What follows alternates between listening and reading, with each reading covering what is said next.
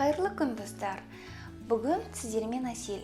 Менің кезекті рецебім бұл біздің италиялық соус. Нағыз пиццаға арналған соус. Бұл пиццаны міндетті түрде жасап көріңіздер. Нағыз оригинал пиццаның соусынан да керемет болып шығады. Сонымен менің каналыма тіркеліп, пікір қалдырып, комментарий қалдырды ұмытпаңыздар. Сонымен соусты жасауға кірісейік. Жалпы бұл жерде ең алдымен біз помидордың бәрін жуып аламыз, шөптердің бәрін жуамыз. Сонымен бірінші кезегінде мына помидорды біз төбесінен 4 жерден тілеміз. Себебі бұл помидорды біз ыстық суға салып аламыз. Ыстық суға салынған кезде помидордың қабығы өте жеңіл алынатын болады. Сонымен кеттік, бастайық. Осылайынан кесеміз, жай ғана. И осындай түрінде ыстық суға саламыз.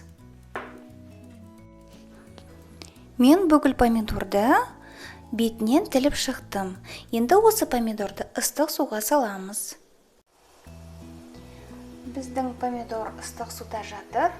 Бұның кем дегенде бір 3-4 минут жатады, себебі помидордың қабығы алынған кезде мына колпачоктар міне ашылып жатыр. Уже ақырын көрсеңіздер, но біраз ашылады, сол кезде уже помидор дайын болды деген сөз. Сол кезде оны ыстық судан алып тастаймыз. Біздің помидор дайын болды. Көрсеңіздер, колпачогы ашылды, көрдіңіздер. Осымен помидорды ыстық судан алып помидорымыз суығаннан кейін қабығын помидордың қабығын аламыз. Қарап тұрсаңыздар, колпачок ашылып дайын тұр. Сол кезде ол өте тез алынатын болады. Сонымен барлық помидорды осылай тазалап шығамыз.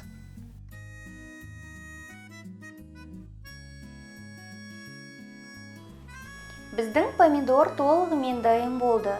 Қабығын бір келкі етіп алып тастадық. Енді блендердің көмегімен біз бұны еземіз. Блендер жоқ болса, обычный ет тартатын машинамен помидорды тартып аласыздар. Ал шөптерді пышақпен кесуге болады. Мен оны пышақпен кеспеймін, мен барлығын блендердің көмегімен езіп аламын. Сонымен ручной блендермен біз қазір на помидорды тартып аламыз. Осылайынан салдық. И мынаның күшімен осылай еземіз қазір.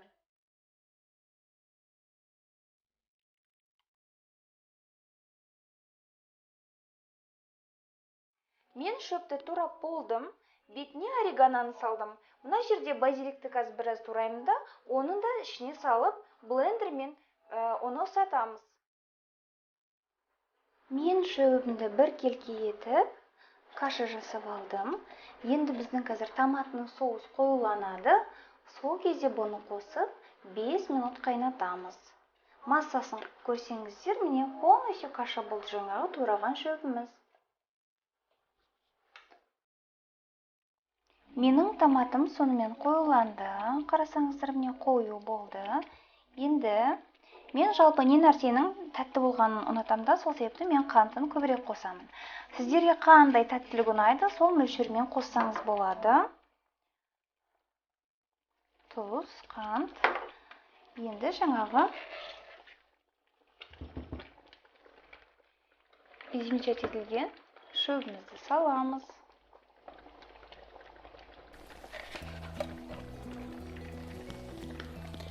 Салдым. Енді бір келкіға араластырып, тағы 5 минут қайнатастыр. Сонымен біздің итальянский соус для пиццамыз дайын болды.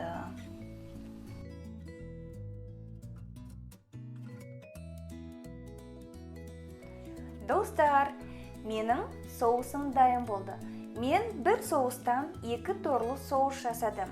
Себебі маған ет өніміне арналған соус керек. Сол себепті мына соусымыздың түсі біраз өзгеріп тұрған себебі бұның бойында базилик пен шөпті мен көбірек қосып жібердім.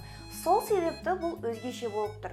Бірақ та бұның дәмі, иісі дегеніңіз тіл үйреді. Мына қызыл соусымыз біз нағыз Италия пиццаға арналған соус. Бұл соусты тек морозилкада ғана сақтайсыздар. Себебі мен бұған ешқандай дәрі, уксус қоспаймын. Ұзақ уақыт сақтауға болады. Пиццаны жиі жасайтын адамдар үшін бұл соус нағыз таптырмас ең керемет соус болып табылады. Себебі нағыз итальянский соустың өзіне де жетпейді. Сол себепті бұл соус өте ерекше. Себебі бұның құрамында ерекше пикантный шөптердің түр-түрі бар. Тура осындай ғып жасап көріңіздер. Міндетті түрде базилик пен орегано қосыңыздар. Басқа шөптерді қоспасаңыздар да, міндетті түрде екеуін қосып жасаңыздар.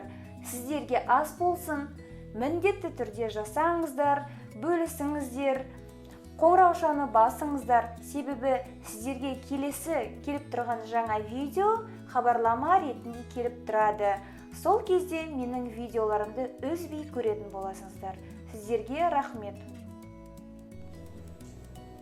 И вот наша пицца с новым соусом. Сегодняшний свежий соус. Смотрите, как обалденно смотрится. Ой. Прям смотрите, какая тонкое тесто. Прожаристое, прям хрустящее.